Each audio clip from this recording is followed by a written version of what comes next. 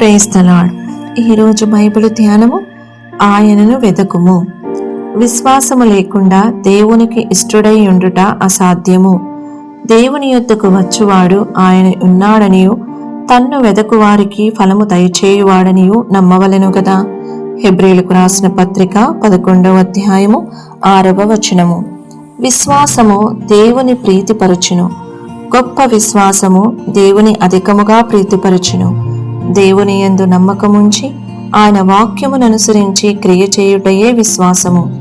మనకు విశ్వాసము లేని ఎడల భయము మన యొక్క ఆశీర్వాదములన్నిటినీ నశింపచేయును.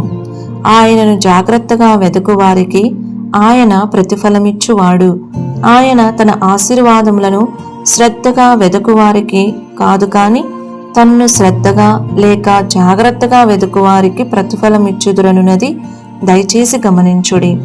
ఇచ్చటనే దేవుని ప్రజలైన వారు అనేకులు పొరపాటు చేయుచున్నారు. ఆశీర్వాదములనిచ్చు దేవుని వెదకుటకు బదులుగా అనేకులు ఆశీర్వాదములను వెదకుచున్నారు. నీవొకవేళ దేవుని ఆశీర్వాదములను మాత్రము వెదకిన ఎడల ఒక దినమున ఆయన ఆశీర్వాదములన్నీయు నీ యొక్క ఆరోగ్యము, ఐశ్వర్యము, నీ యొక్క ప్రియమైన వారు, నీ స్నేహితులు నీ నుండి తొలగింపబడవచ్చును. అప్పుడు నీ యొక్క సున్నితమైన విశ్వాసము నీకు అపజయమిచ్చునని జ్ఞాపకముంచుకొనుము. యోబు వైపు చూడుము. అతడు ఆస్తిని, పిల్లలను, చివరికి ఆరోగ్యము సహితము కోల్పోయెను. కానీ అతని విశ్వాసము ఇంకా అధికముగా అభివృద్ధి చెందెను. అతని విశ్వాసము మిక్కిలి బలమైనదిగా మారినందున అతడు జయధ్వనితో గంభీరముగా ఆర్భటించువాడై ఉండెను. అయితే నా విమోచకుడు సజీవుడనియు తరువాత ఆయన భూమి మీద నిలుచుననియు నేనెరుగుదును. ఈలాగు నా చర్మము చీకిపోయిన తరువాత శరీరముతో నేను దేవుని చూచెదను. నా మట్టుకు నేనే చూచెదను, మరి ఎవరునూ కాదు, నేనే కన్నులారా ఆయనను చూచెదను. నాలో నా అంతరింద్రియములు కృషించి ఉన్నవి. యోబు గ్రంథము 19వ అధ్యాయము 25 నుంచి 27వ వచనము వరకు. పట్టుదలతో దేవుని వెతకుట అనగానేమి?